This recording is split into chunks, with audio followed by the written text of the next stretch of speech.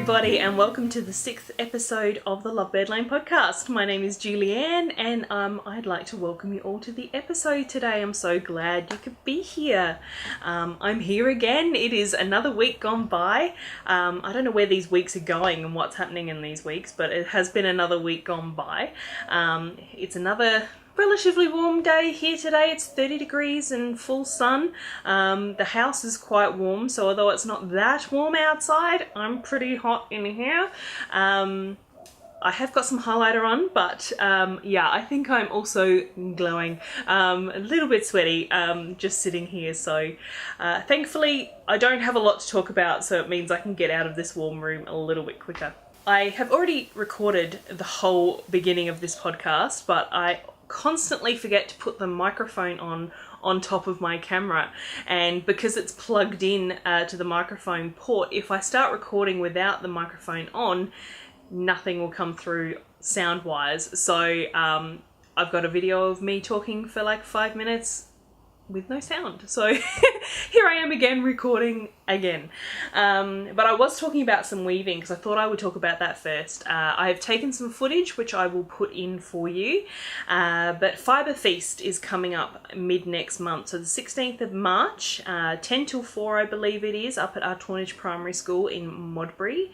And so if you're in Adelaide, that's where we will be on that day. I will have a stall up there. And I've been doing a lot of weaving just lately. If you follow me on Instagram, you'll have seen a couple of photos.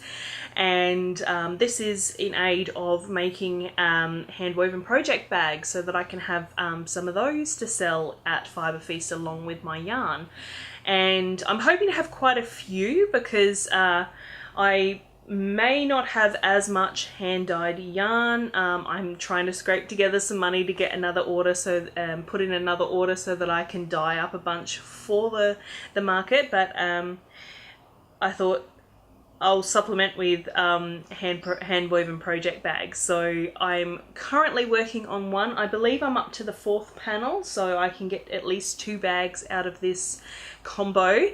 And my weft threads, which are the ones that go along horizontal that you'll see, is We Love Knitting, and it's her merino fingering.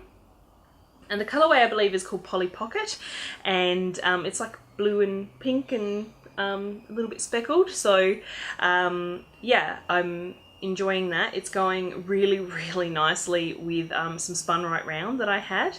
Those were both D-stash yarns that I had pulled out of my my stash, and I thought they would look cool in a weavings, and they really do. The speckles in the spun right round are really shining through. They're really coming through because I have a very even weave, so which means that there is as much weft shown as warp. So I'm getting 10 picks per inch, and I've got 10, and my reed is a 10 dent, so it's 10 by 10, so it's a completely balanced weave.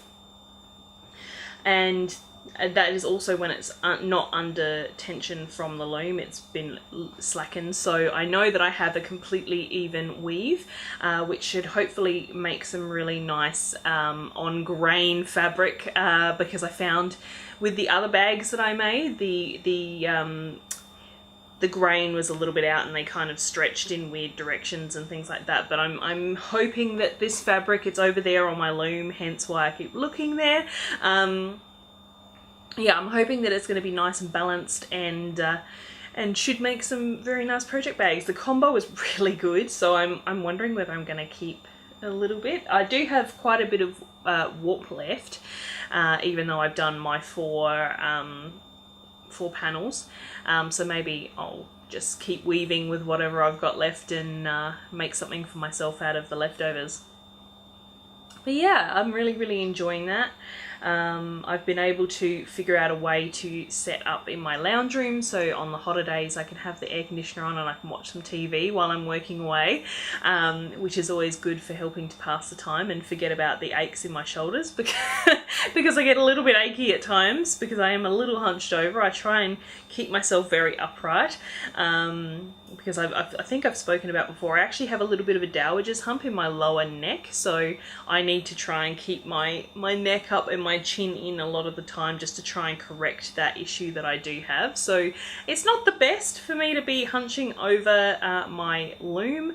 Unfortunately, the loom stands are a little bit expensive for me right now, so I can't afford to buy one of those. But yeah, I've been enjoying my weaving. I've been using my boat shuttle that I got from Nanette Wake Studios in America. She was destashing it and I got it for a really good price. So I've been using my boat shuttle with my KFC straw as a bobbin, and yeah, it's been working really well. I do really prefer it to the like the sticks that you wind your yarn around, because that, if you don't have enough slack and you pull it through and then you're messing with the tension of your weave and all that kind of thing, I really love the boat shuttle because it's you know, it just wheels off as much yarn as it needs as you pull it through, so that's really quite handy. So that's all I've got for weaving, and I've only really been knitting on working on two other projects, which are knitting projects. And the first one is a new sock, and it is not one of the his and hers socks that I have been showing you. It is a completely different sock because I was in the mood for something a little bit brighter than that chroma twist, because I've got quite subtle colours in that chroma twist. So I wanted to go for something a little bit brighter and something for me to work on that's super mindless on the hotter nights where I don't really want to have my no frills on my lap. So I have started a new sock. And here it is. It is really bright and I really love it. I purchased this yarn. It is Squiggle Yarn Co. And I know the lady who dyes this. It is Maddie, and I met her at Knit Spin Weave's 3rd birthday celebration that I went up and vended at, and spent the afternoon in Clare, which was really quite lovely. And yeah, I purchased this from Maddie while I was there, and I'm unsure whether she does repeatable colorways. I don't think she does, so I don't know that you can get this colorway, but it was called Friday I'm in Love. And I turned the heel last night, and like I said, this is really good for when it's hot in the evenings and I don't want to have my no frills on my lap. So I'm just doing my regular vanilla sock. I am doing this one again on the 2.25mm needle instead of the 2.5, which is my usual go-to. And it's interesting actually. I feel like it could be down to the actual texture of the yarn itself, because the chroma twist is actually quite hand spun like. It's very clearly 3 plies, very hand spun like. This is a 4 ply, very smooth yarn, so that could be why I feel like the gauge is a little bit different. So even though it's on that same 2.25mm needle,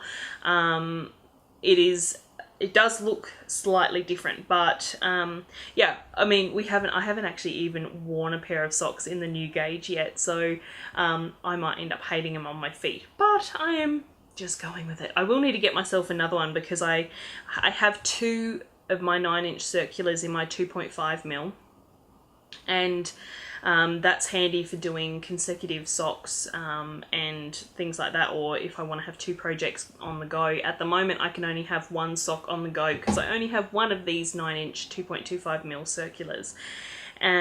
So actually I haven't finished turning the heel, I think, now that I look at it. No, I'm almost finished turning my heel. So I'm loving this colorway, and it is knitting up so nice. Like, you can't even, like, Maddie's dye technique, whatever she's doing, I want to know, because it's really not pulling in any way. The colors in the yarn aren't coming up in a consecutive kind of manner, so it's very random, and and I'm really loving it. It is so nice, and I definitely want to get more of Maddie's yarn, and she will be with us at Fibre Feast next month as well. So if you are in Adelaide, go and check out Maddie Squiggle Yarn Co. and yeah, pick up some of her gorgeous yarn. And the only other thing I've been working on is my no frills. She is here. And I haven't finished my arm yet. I am nearly done with my decreases. So I have been working on it, and I think I was about 4 inches down last week, which is probably be about here somewhere. So I have done quite a bit. I have been working on it.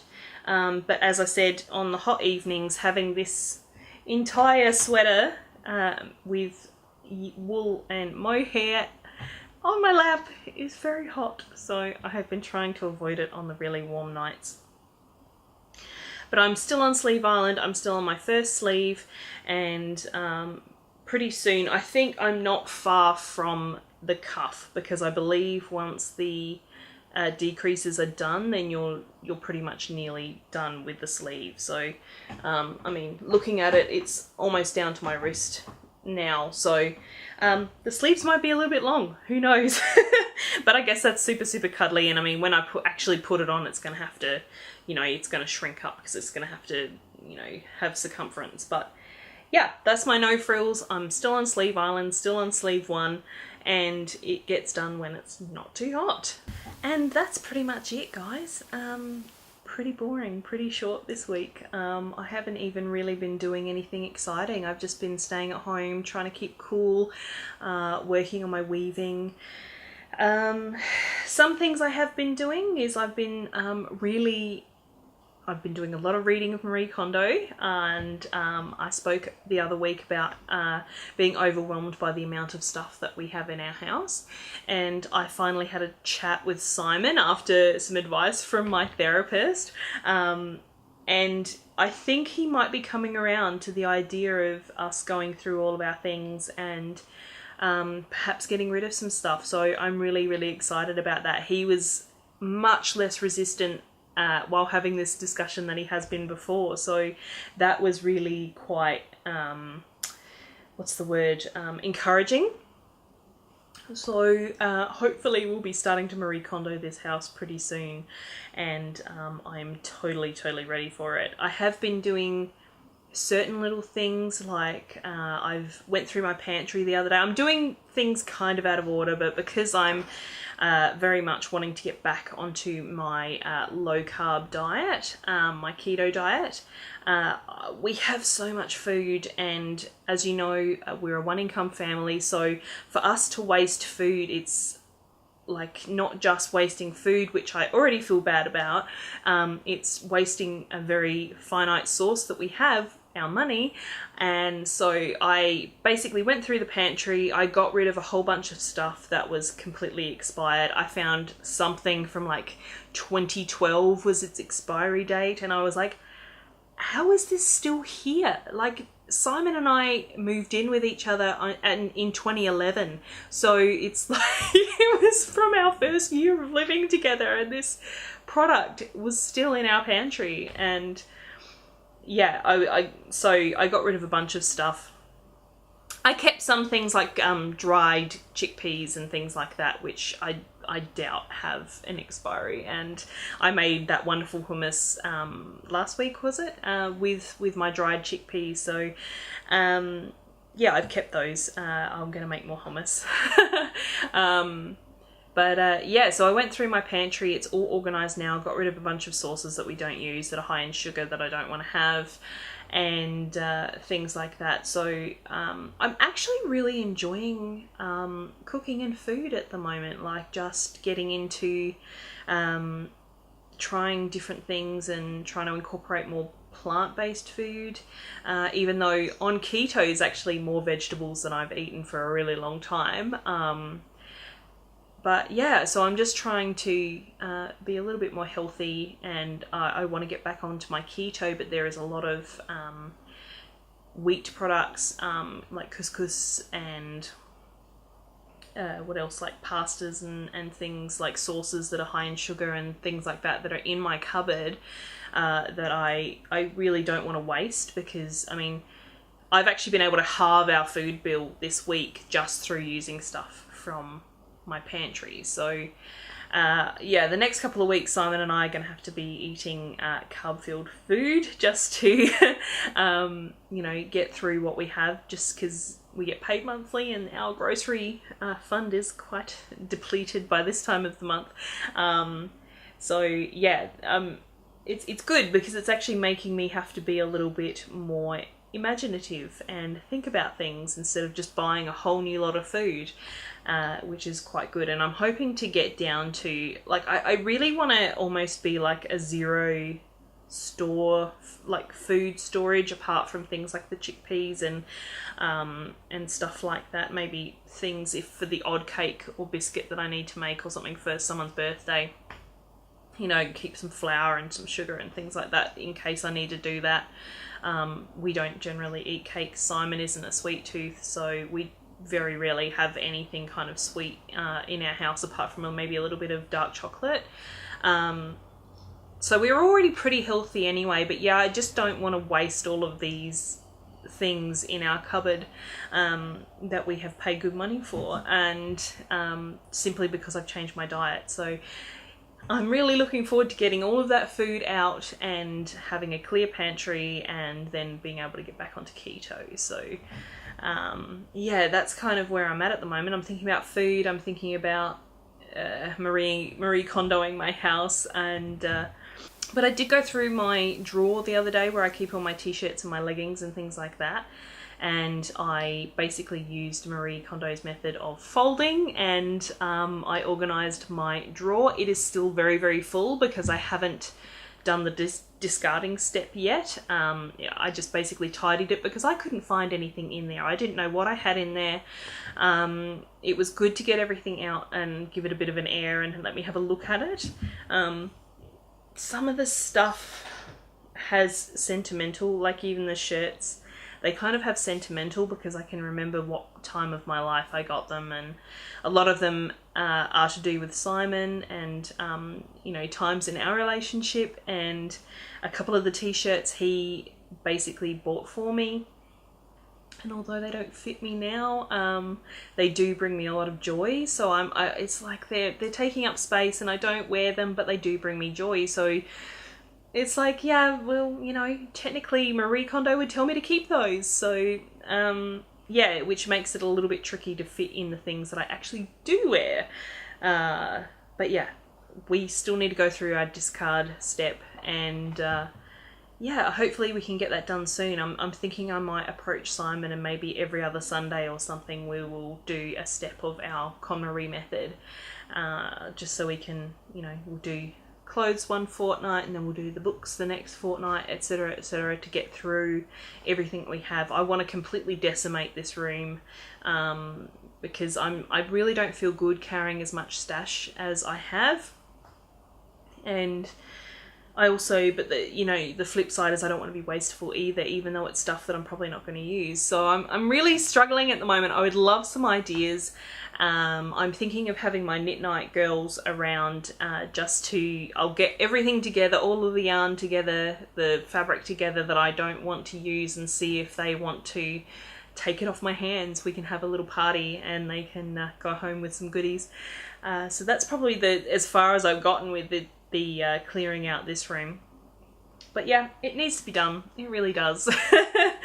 But I guess I might leave it there. I don't really have anything else. Like I said, pretty boring. I've got to go do some shopping a little bit later. But yeah, that's about it. My hair is still short and it's still pink. But yes, I will leave it there. Thank you so much for watching. I really, really appreciate it. If you could give me a like, that would be fantastic. Helps with YouTube.